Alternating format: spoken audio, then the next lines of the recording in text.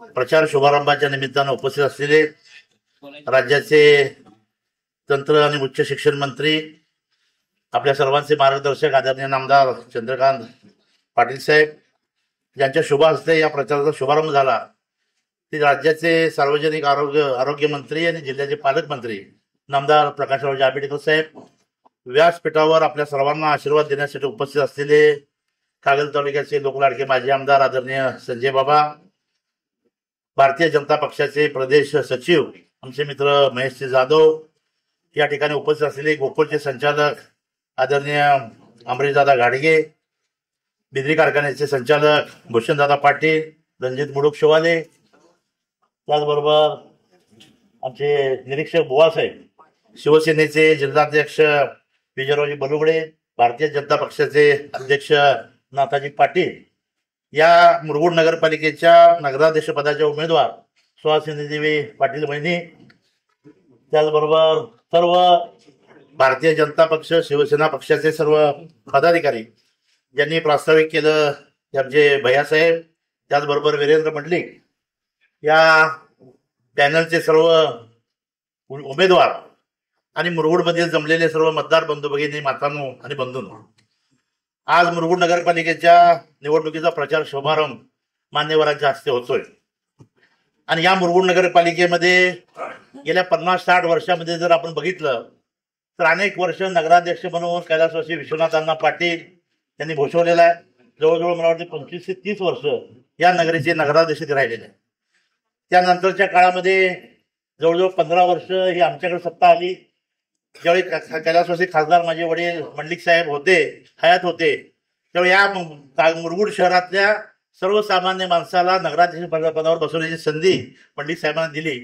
आपण वाडेकर साहेबांच्या पासून मुरगुडमध्ये जे सगळे पैलवान आहेत त्या पैलवानांना सुद्धा नगराध्यक्ष होण्याची संधी त्या काळामध्ये दिली होती.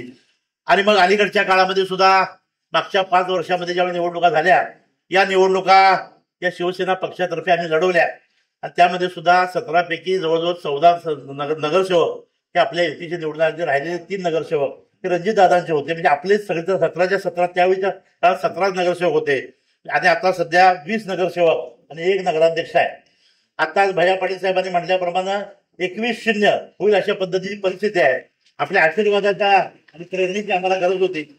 निश्चितपणानं मागच्या 5 वर्षामध्ये त्यावेळच्या काळामध्ये असलेले मुख्यमंत्री एकनाथ शिंदे साहेब ज्यावेळी मी शिवसेना पक्षामध्ये प्रवेश केला त्यावेळी भरभरून असा निधी या मुरगुड नगरपालिकेला दिला.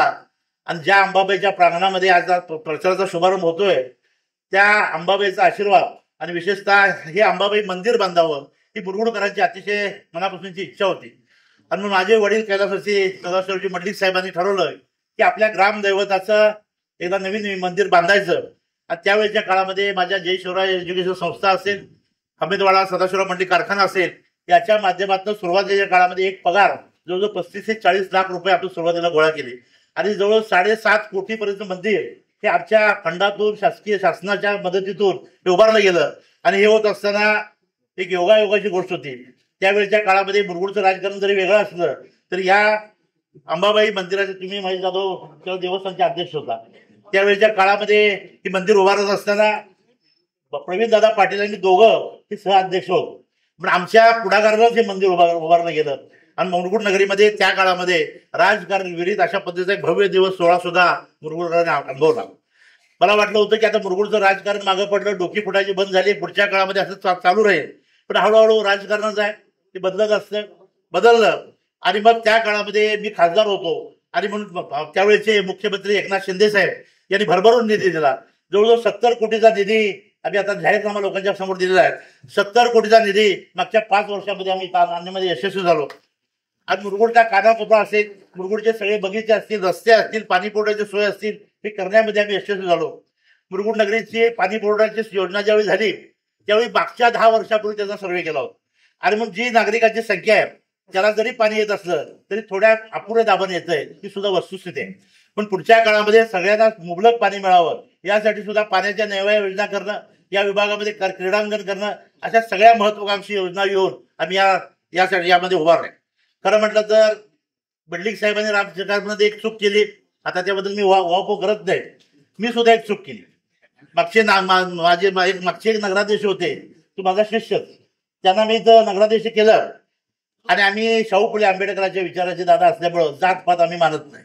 पण एखाद्या जातीला एखाद्या पातीला पुढे करायच्या या भूमिकेत आम्ही त्यावेळी एखाद्या कार्यकर्त्याला संधी दिली नव्हती.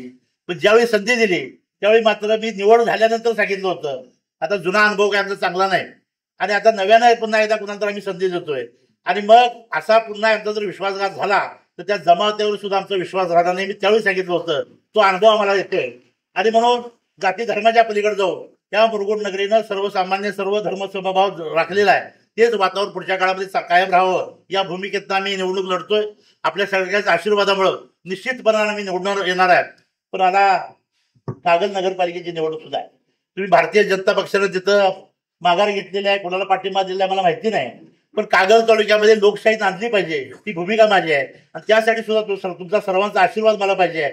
तर तिथं आता दडपशाहीचं राजकारण चालू आहे. या कागल तालुक्यामध्ये लोकशाहीची पुनर्स्थापना झाली पाहिजे. या कागल तालुक्यामध्ये शाहू फुले आंबेडकरांच्या विचाराबरोबरच हिंदू समाजाच्या भावना सुद्धा जपल्या पाहिजेत. या भूमिकेने आम्ही निवडणुकीकडे बघतोय.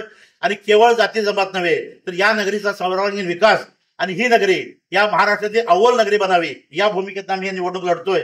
आपल्या सगळ्यांचा आशीर्वाद निश्चितपणाने यामुळे आम्हाला पुढे घेऊन जाईल याचा ठाम विश्वास आम्हाला या निमित्तानं आहे. मुरगुडचे सगळे नगरसेवक, 15 नगरसेवक शिवसेनेच्या धनुष्यबाण चिन्हावर आहेत, 5 नगरसेवक भारतीय जनता पक्षाच्या कमळ चिन्हावर आहेत आणि नगराध्यक्ष या धनुष्यबाण चिन्हावर आहेत. सर्वाधिक मतानं या नगरीच्या नगराध्यक्षा आणि सर्वच्या सर्व उमेदवार निश्चितपणाने निवडून येतील. या पद्धतीचं वातावरण मुरगुडमध्ये आहे. त्या सगळ्याला आपला आशीर्वाद असावा अशी आमची इच्छा होती. खरं म्हटलं तर दोन्ही मंत्री महोदय आपल्या व्यस्त कार्यक्रमातून वेळ काढून इथं आले, त्याबद्दल त्यांचं खास करून मला स्वागत आणि आभार सुद्धा मानायचं आहे. कारण एवढ्या प्रचंड व्यापातून माझ्या मुरगुड नगरीसारख्या एका प्रचार समारंभाला ते उपस्थित राहिले. त्यांचा आशीर्वाद पुढच्या काळामध्ये कायम राहावा. दादांची बरोबर माझी भेट झाली. मी त्यांना सांगितलं, या मुरगुडमध्ये आमची शिक्षण संस्था आहे, दुसऱ्याही शिक्षण संस्था आहेत, हजार शेकडो लोक त्या शिक्षण संस्थेमध्ये काम करत आहेत.